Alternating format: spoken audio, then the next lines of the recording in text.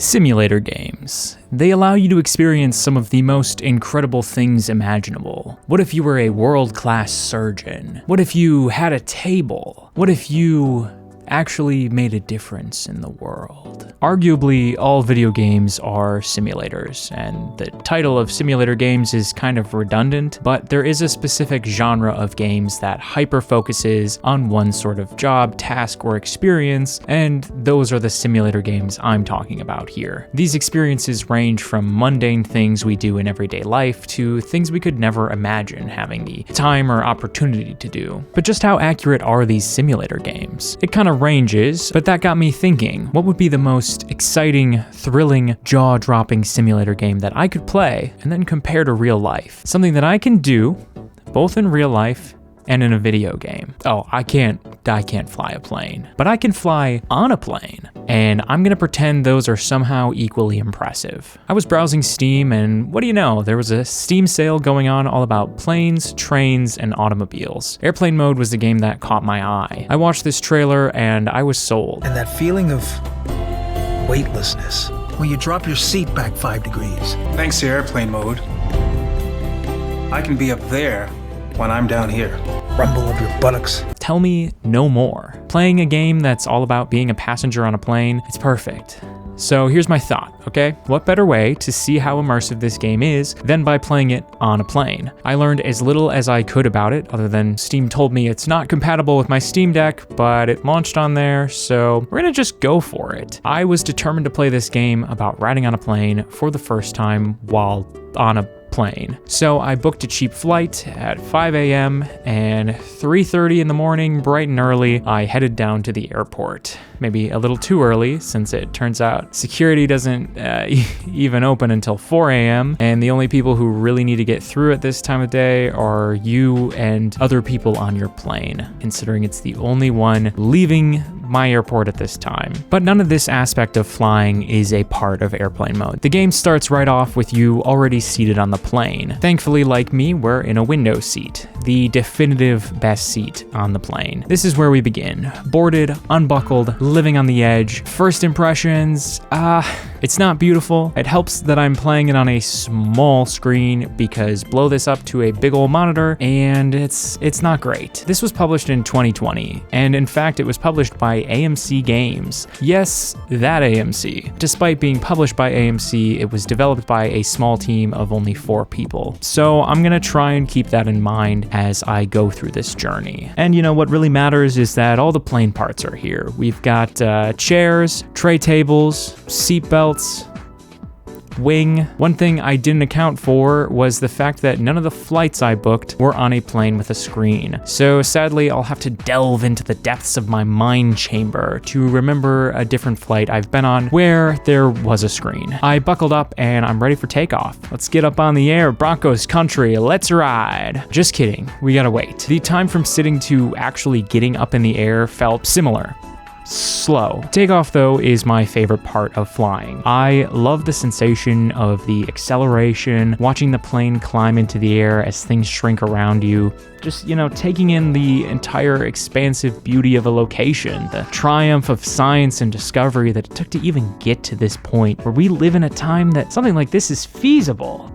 It's just incredible. This, well, it's not great. If they were gonna put more time into visual development of any part of the game, I think this is the one area that needs to be focused on more. The outside just, it doesn't look great. And when it comes to flying, this is like the thing. In the game, there's 3 different airports that you can travel to, so focusing on giving a little bit more life to these locations would really help sell me on the game more to begin with, to help draw the player in at the very start and say, hey, you're on a plane. Then everything else, you know, kind of falls into place. Once in the air, it's time to see what I've got packed. I lucked out and no one sat next to me, so I could greedily plop my whole bag right on the chair. Frankly, I should have probably brought a smaller bag or put more silly little things in here, because what is this? I've got noise canceling headphones, a book, a sketchbook, a phone cable, a pen, and mints, gum.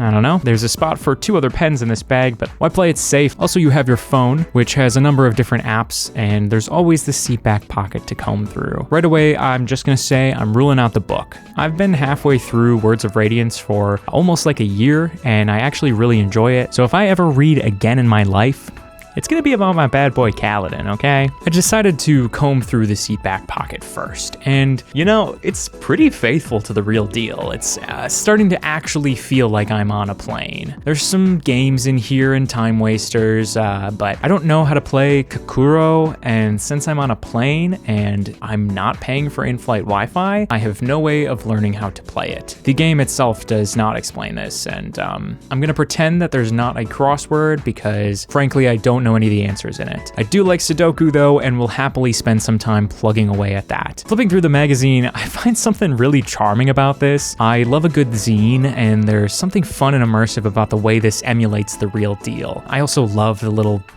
bit of graphic design. I just find something really charming about this. Anytime people kind of emulate things that don't exist, I find that really charming. I guess it's part of the appeal to me of even making videos about like video game housing, because these are aspects of fictional worlds that exist in our world but don't exist there. I think it's a lot of fun to kind of flesh out a space and have more of that immersion. It's something fantastic about like Skyrim having 150 different books that you can like actually read. It gives you that depth if you actually just want to focus on it, and it makes it feel so much more alive than if these virtual worlds didn't contain the things that we would expect to have in our real lives. I admire this little touch, and I think whoever designed it did a really great job. As I was rifling through things, an announcement came on, and I genuinely had to do a double take at first. I took off my headphones on the actual plane because I thought it was from the flight. The sound design's pretty good in the game. The ambient cabin noise definitely helps sell the experience, and ironically helps ground you in the game. But who actually just raw dogs a flight these days? Come on. It took me a little bit longer than I'd care to admit to get the noise canceling headphones working and connected to my phone. Looking through the phone, it feels like there could have been a bit more done with the UI here. In terms of distractions, we have music, some podcasts, and the only real app we have is this little Walking Dead game. I couldn't figure out how to do anything more than just stab the zombie in it, so maybe I'm missing a whole world of fun here, but somehow I kind of doubt it. I'm not really interested in podcasts or ASMR, so I quickly switched over to just listening to some music. And the music was surprisingly enjoyable for me. Like, there was actually one song that I found myself playing over and over again. My only problem with the music is that my phone must just suck, because music would not continue playing. I'd put on a playlist and one song would play, then when it got to the end, autoplay just wasn't a thing. I was doing some drawing at the time, and I found it really distracting and unimmersive to have to continuously grab out my phone and manually skip to the next song instead of having them just continue to play. Also, my pen ran dry pretty fast after I started using it, or that's the immersive way I'm spinning the fact that the pen just stopped working. Eventually, after trying it on some different surfaces, it did start working again. I tried to draw some characters from memory, and I don't think I have a very good memory, but I was really proud of some of my drawings, and I wanted to take pictures of them using my phone's camera. I guess that is not happening. I can't really think of a way to spin this glitch as some sort of immersive part of the experience. The camera is a fun feature though when it's working, and I like that you can set different backgrounds on your phone, but that's basically as far as the phone goes for me. There's an app that tracks your travel points for going on different flights, but as far as I can tell, there are no actual perks for getting up to a higher level. You might think, maybe high enough point level gets you to first class. Maybe the very top one does, but in all my playthroughs, I only ever spawn in the exact same window seat and without anyone sitting next to me. The only thing that really changed would be the person sitting on the aisle seat, which I was thankful for because I did not want to sit next to this guy on every flight. Something about him makes me uncomfortable. I think it's the fact that he breathes so heavily, and I definitely caught him creeping a picture of me once or twice. There are in-flight movies, but the in-flight movie options are disappointing. It's clear that the thought process was to use old things that were in the public domain, but if you're gonna go that route, could you really only find 2 movies in one TV episode? I know that different countries and regions have different rules regarding regarding this sort of stuff, and I'm not trying to discredit that you have to account for all of that. I think I'd feel a little bit more forgiving of it if there were just more. If there were more movies and more TV shows, even if they were all old, I'd be like, okay, at least there's a variety and maybe I'd find something that interests me, but none of this really did it for me. And there's also the fact that this game was published by AMC. I'm not expecting them to shell out a whole ton of content and licenses, and again, that stuff gets tricky, but it would have been so much better and a genuinely pleasant surprise to find like a real thing to watch here. I used to love The Walking Dead, and if this just had like 2 episodes of The Walking Dead, I'd have been sold. I'd have watched those every single flight. It is disappointing because when I've been on actual flights that have screens, usually there's something I can find that I end up watching or at least getting a little bit distracted by throughout the whole flight. I will say though, I am happy that it's here even if it's very lackluster. I appreciate that they put in the work to find some things rather than nothing. I just wish they went a little bit further with it. Really, the biggest thing that it adds to the experience is the fact that other people will have the movies on in the background. Seeing that in your peripheral definitely adds to the immersion more than me actually trying to watch anything on the plane. And really, what I'm more interested in anyways is the games. Our options here are Blackjack and Solitaire, but Trivia is definitely coming soon, guys.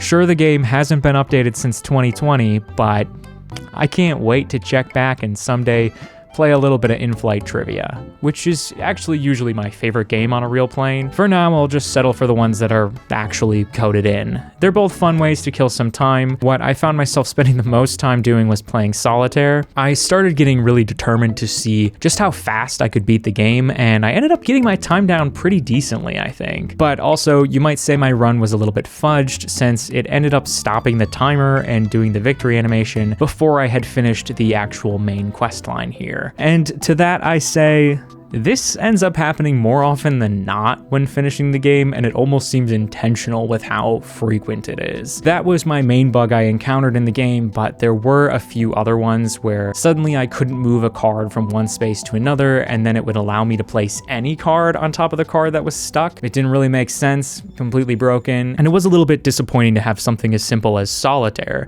that I was genuinely enjoying playing, be so dysfunctional. Really though, the whole game is pretty buggy. I had it crash on me a few times, and things would often just not work like they're supposed to. Sometimes just visual glitches, which don't super bother me. I mean, it's a game about being immersed in a flight, so things that disrupt your suspension of disbelief are frustrating, but I've seen buggier releases of games that have literally had teams hundreds of times bigger than this. I can look past a little glitch. What really disappoints me is core design aspects being regularly broken. Sometimes things previously that would work just stopped responding to my clicks, subtitles getting stuck on, and the most egregious of all of these to me being the fact that a lot of the achievements just didn't unlock for me. You're not awarded achievements until you land.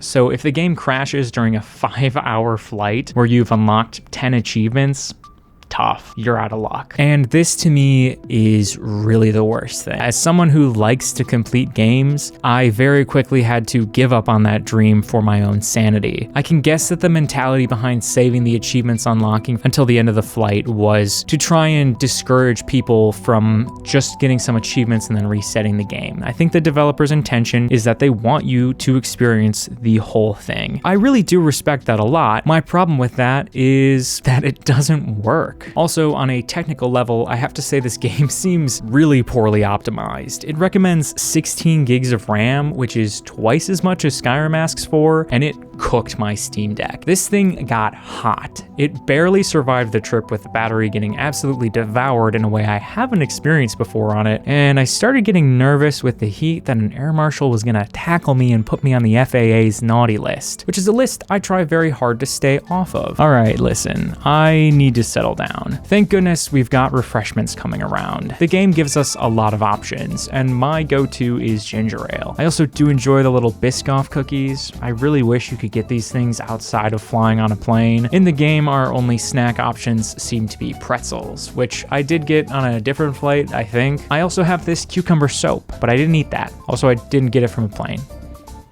We'll get to that, okay? You also can get meal service on the longer flights, and I mean, I won't say any of this food looks particularly appetizing. I guess that's airplane food for you, right? Airplane food, what's the deal with airplane food? Wouldn't it be easier to make planes that you don't have to feed? Shortly after this, my character's vision started to get blurry, and I thought maybe it was from something I ate or drank. I was getting some sort of altitude sickness, and I mean, thankfully there's a puke bag here, but shortly after, my character passed out. Yeah, you see, it turns out those mints I ate a bunch of earlier were in fact sleeping pills. Interestingly enough, there is a way to kind of skip through the flights and make it go a little bit faster. I have no idea how long they take to kick in, they just sort of do. And I don't think taking more of them has any adverse effects. At least I hope not. Once I come back to, I decide maybe it's a good time to go to the bathroom, freshen up a little bit, drink a little bit of the tap water, or maybe I'll just, make a little mess while I'm in here. To come clean, I actually came in here because I brought another game on this flight in case this one didn't work out, and I was too embarrassed to open it up out in the main cabin due to this saucy image.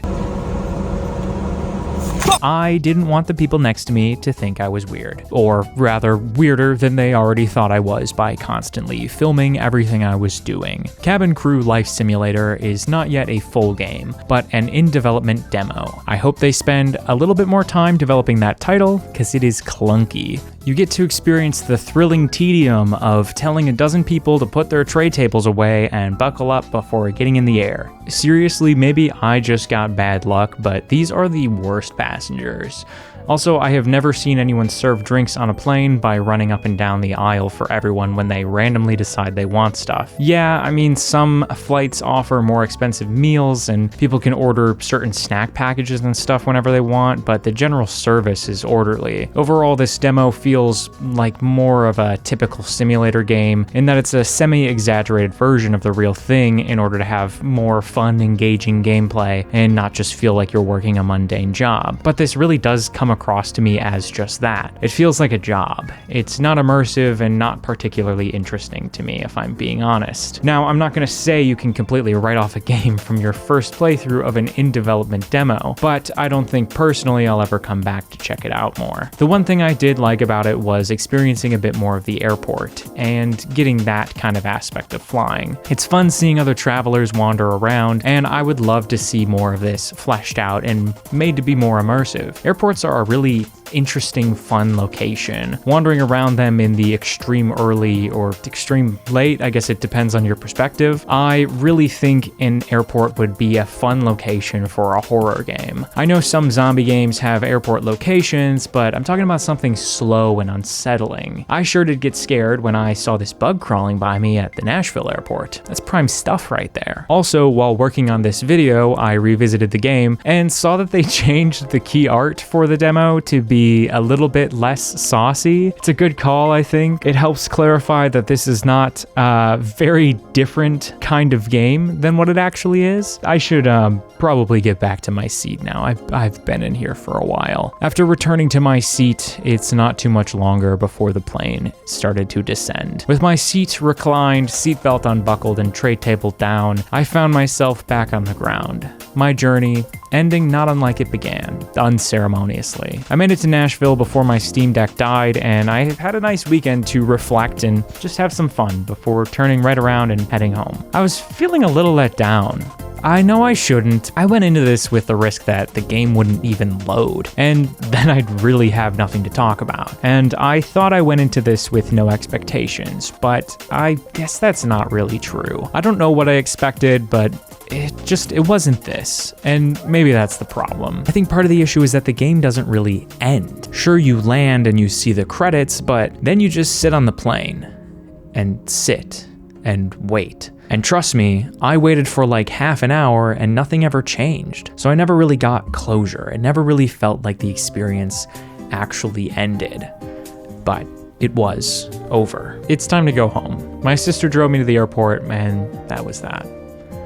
Or so I thought, and honestly hoped, because, nothing ever goes wrong while traveling. As soon as I got back to the airport, I saw that my flight had been delayed. Suddenly, my 50-minute layover in North Carolina did not seem like the blessing it originally was. 10-minute delay just means I'll have to run between the gates. I'll still get home at the fun late hour of midnight. Yeah.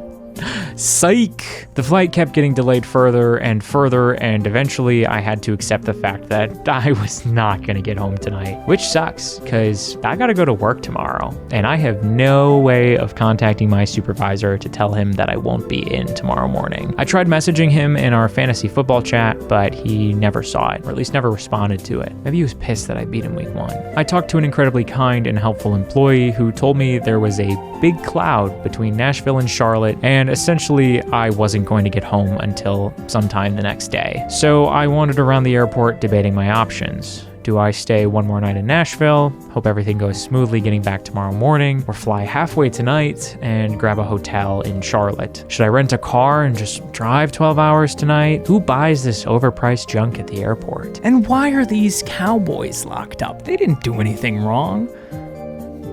Let them go. After wandering around Nashville's airport, taking in some tunes, seeing the sights, I decided halfway is better than no way. So I hopped on a plane, made it to Charlotte, where they put me up in this glamorous, I think it was a Hilton. It was late, I'm not sure. It's equipped with all your necessities, like chairs, bed, loud air conditioner.